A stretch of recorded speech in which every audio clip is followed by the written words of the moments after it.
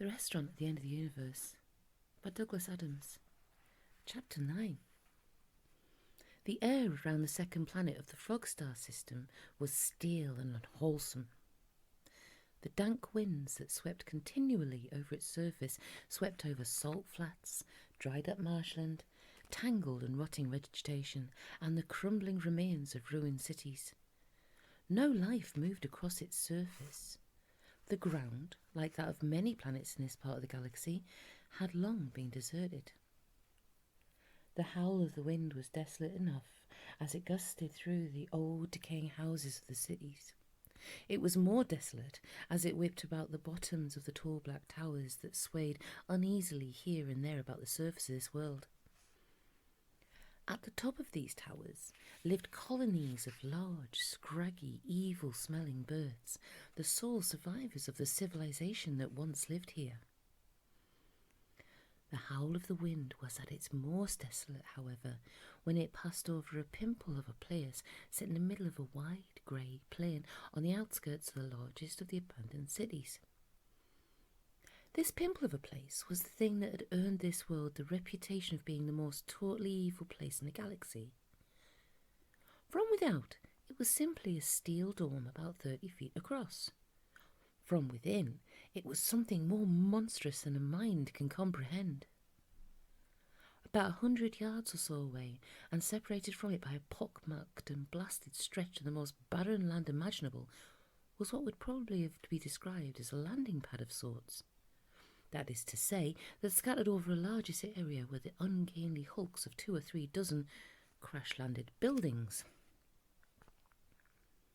Flitting over and around these buildings was a mind that was waiting for something. The mind directed its attention into the air, and before very long a distant speck appeared, surrounded by a ring of smaller specks. The largest speck was the left-hand tower of the Hitch-Hikers Guide to the Galaxy office building, descending through the stratosphere of Frog Star World B. As it descended, Rooster suddenly broke the long, uncomfortable silence that had grown up between the two men. He stood up and gathered his towel into a bag. He said, "Beeble Brooks, I will now do the job I was sent here to do." Zaphod looked up at him from where he was sitting in a corner, sharing unspoken thoughts with Marvin. "Yeah?" he said.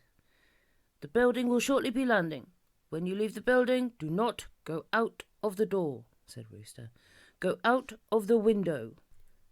Good luck," he added, and walked out of the door, disappearing from Zaphod's life as mysteriously as he had entered it. Zaphod leapt up and tried the door, but Rooster had already locked it. He shrugged and returned to the corner. 2 minutes later, the building crash-landed amongst the other wreckage. Its escort of Frog Star fighters deactivated their force beams and soared off into the air again, bound for Frog Star World A, an altogether more congenial spot. They never landed on Frog Star World B. No one did. No one ever walked on its surface other than the intended victims of the total perspective vortex. Zaphod was badly shaken by the crash. He lay for a while on the silent, dusty rubble to which most of the room had been reduced. He felt that he was at the lowest ebb he had ever reached in his life. He felt bewildered, he felt lonely, he felt unloved. Eventually he felt he ought to get whatever it was over with. He looked around the cracked and broken room. The wall had split around the doorframe, and the door hung open. The window, by some miracle, was closed and unbroken. For a while he hesitated. Then he thought that if this strange and recent companion had been through all that he had been through just to tell him that he had told him, then there must be a good reason for it. With Marvin's help, he got the window open. Outside it, the cloud of dust aroused by the crash and the hulks of the other buildings with which this one was surrounded effectively prevented Zaphod from seeing anything of the world outside. Not that this concerned him unduly. His main concern was what he saw when he looked down. Zarni Whoop's office was on the 15th floor. The building had landed at a tilt of about 45 degrees, but still the descent looked heart-stopping. Eventually, Stung by the continuous series of contemptuous looks that Marvin appeared to be giving him, he took a deep breath and clambered out onto the steeply inclined side of the building. Marvin followed him, and together they began to crawl slowly and painfully down the 15 floors that separated them from the ground. As he crawled, the dank air and dust choked his lungs. His eyes smarted, and the terrifying distance down made his head spin.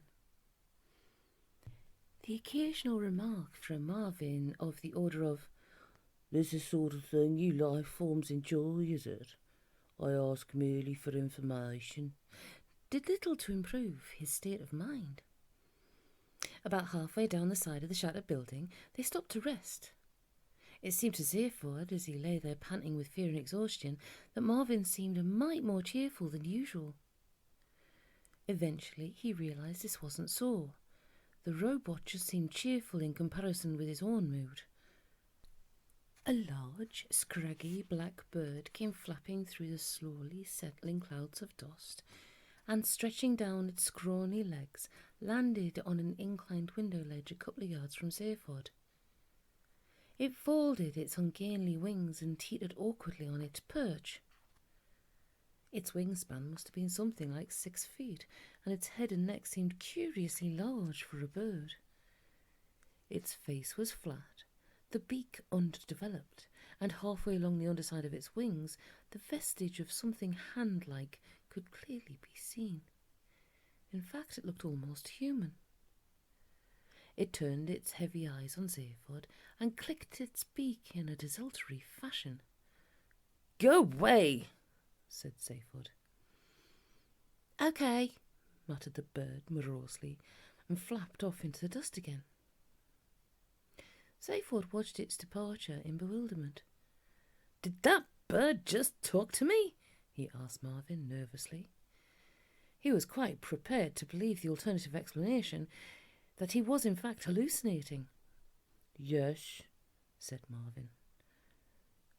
"Poor souls," said a deep, ethereal voice in Zaphod's ear. Twisting round violently to find the source of the voice nearly caused Zaphod to fall off the building. He grabbed savagely at a protruding window fitting and cut his hand on it. He hung on, breathing heavily.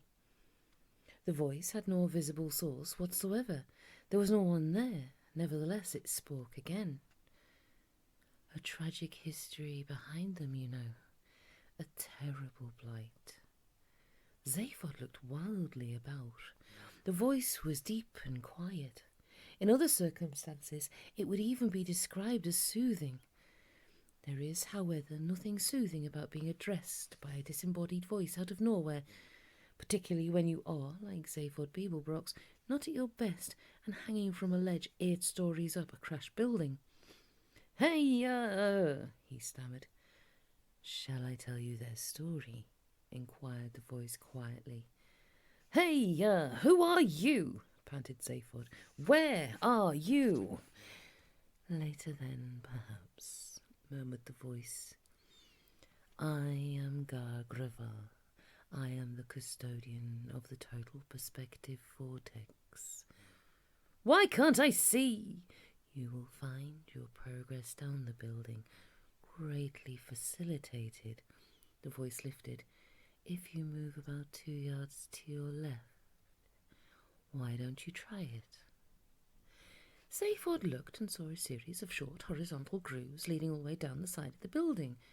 Gravely, he shifted himself across to them. "Why don't I see you again at the bottom?" said the voice in his ear, and as it spoke, it faded. "Hey!" called out Zaphod. "Where are you?" "It'll only take you a couple of minutes," said the voice very faintly. "Marvin," said Zaphod earnestly to the robot squatting dejectedly next to him. Did a voice just—" "Yes," Marvin replied tersely. Zaphod nodded. He took out his peril-sensitive sunglasses again, and they were completely black, and by now quite badly scratched by the unexpected metal object in his pocket. He put them on. He would find his way down the building more comfortably if he didn't actually have to look at what he was doing. Minutes later, he clambered over the ripped and mangled foundations of the building, and, once more removing his sunglasses, he dropped to the ground. Marvin joined him a moment or so later, and lay face down in the dust and rubble, from which position he seemed disinclined to move. "Ah, there you are," said the voice suddenly in Zaphod's ear. "Excuse me leaving you like that. It's just that I have a terrible head for heights.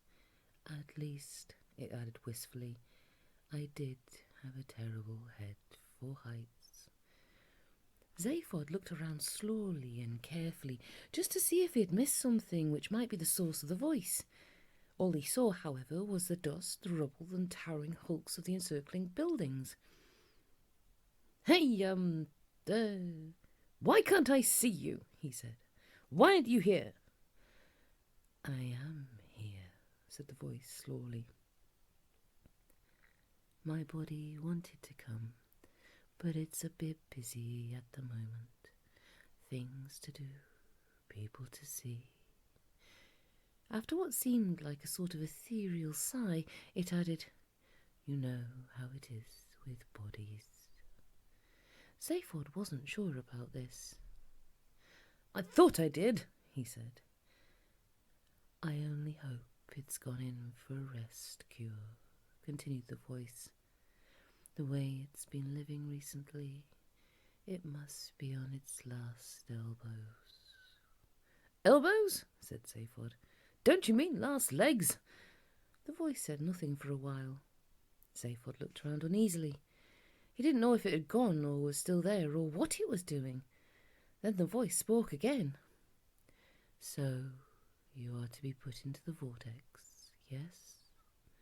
Well," said Zaphod with a very poor attempt at nonchalance. "This cat's in no hurry, you know. I can just slouch about and take a look at the local scenery, you know." "Have you seen the local scenery?" asked the voice of Gargrava. No." Zaphod clambered over the rubble and rounded the corner of one of the wrecked buildings that was obscuring his view. He looked out at the landscape of Frogstar World B. Okay," he said. "I'll just sort of slouch about then." "No," said Gargrava. "The vortex is ready for you now. You must come. Follow me." Yeah," said Zaphod. "And how am I meant to do that?" "I'll hum for you," said Gargrava. "Follow the humming." A soft keening sound drifted through the air, a pale, sad sound that seemed to be without any kind of focus. It was only by listening very carefully that Zaphod was able to detect the direction from which it was coming. Slowly, dazedly, he stumbled off in its wake. What else was there to do?